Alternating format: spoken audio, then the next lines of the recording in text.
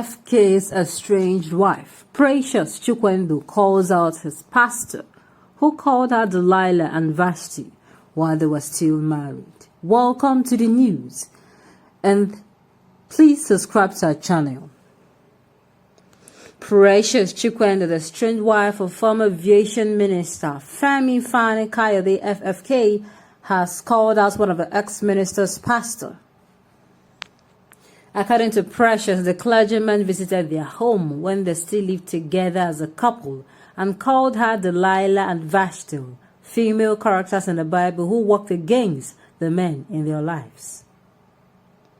Precious shared a screenshot of a post the clergyman shared on his Facebook page and said he has been ranting since he started speaking about their marital crisis. The post reads, "This is the head of those pastors that lived in our home and called me Delilah Vashti, anointed women that were brought into my bed to replace me when I still lived there. He was responsible for most fights and is always present in court each day. I am in court to report proceedings to his master.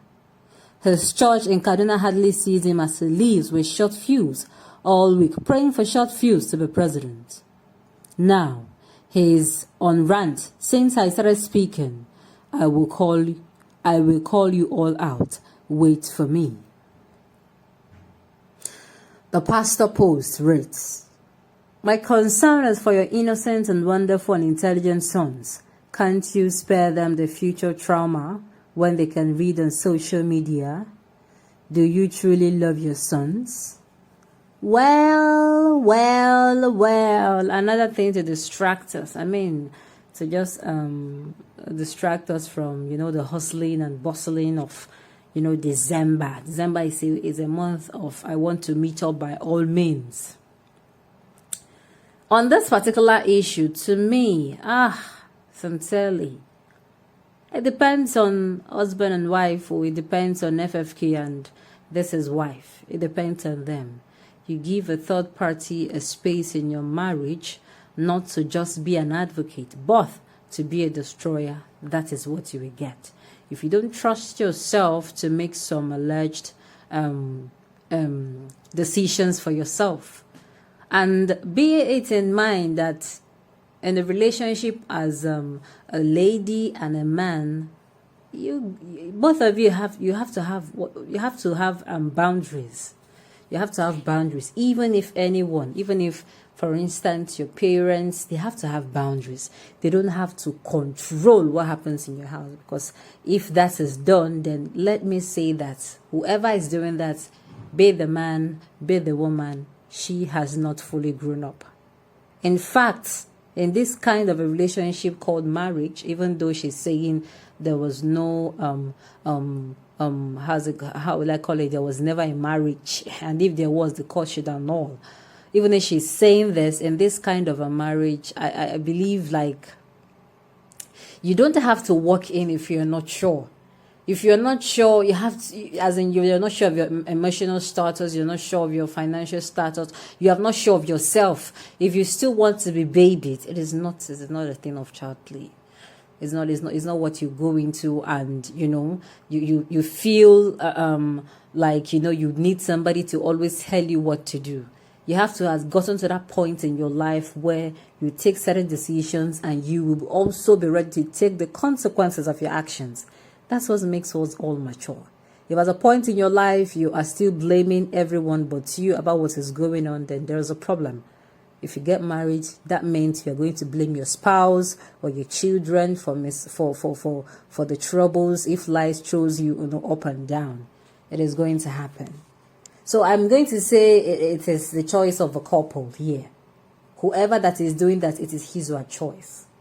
Even if third party should exist in a marriage, if it does exist in a marriage, let's say, I need somebody to share, that time something will burden you in your heart, and you say, okay, fine, I don't want to go outside with this particular thing. I want to confide in my pastor.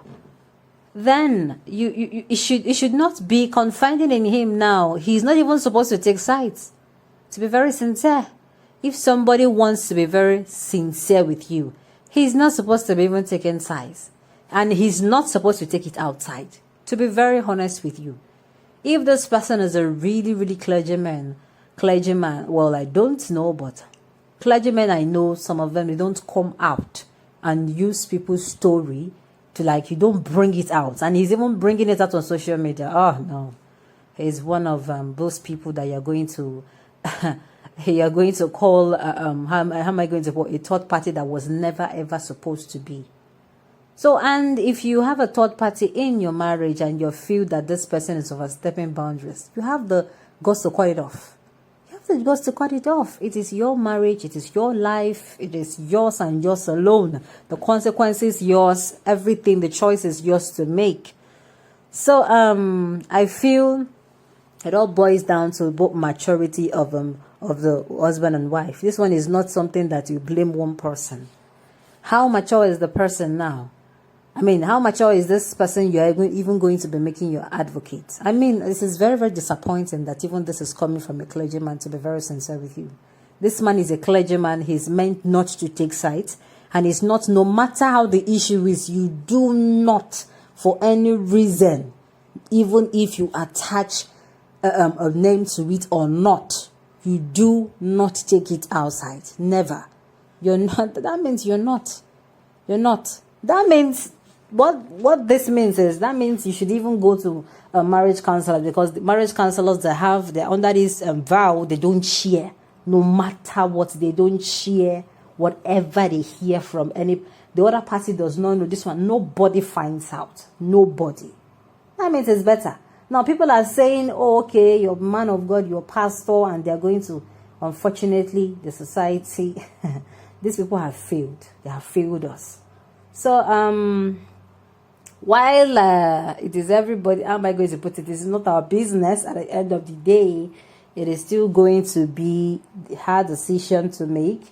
She wants to divorce. She does not want in and out.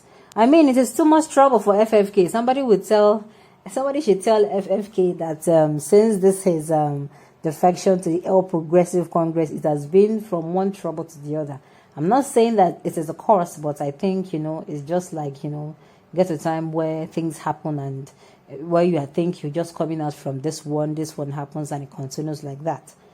But at the end of the day, let's watch and see how everything plays out. But sincerely, I just want to say this. If you're that kind of a person that when somebody confides in you, you don't even need to be a pastor to be confidential. Somebody shares something very, very, no matter family or not, please. If you know you are not going to be able to keep it, please tell the person to stop telling you, so you don't do what is not right to another person. On this note, we have come to the end of the news. We say thank you for tuning in to listen. Until I come your way next time, enjoy the rest of the day.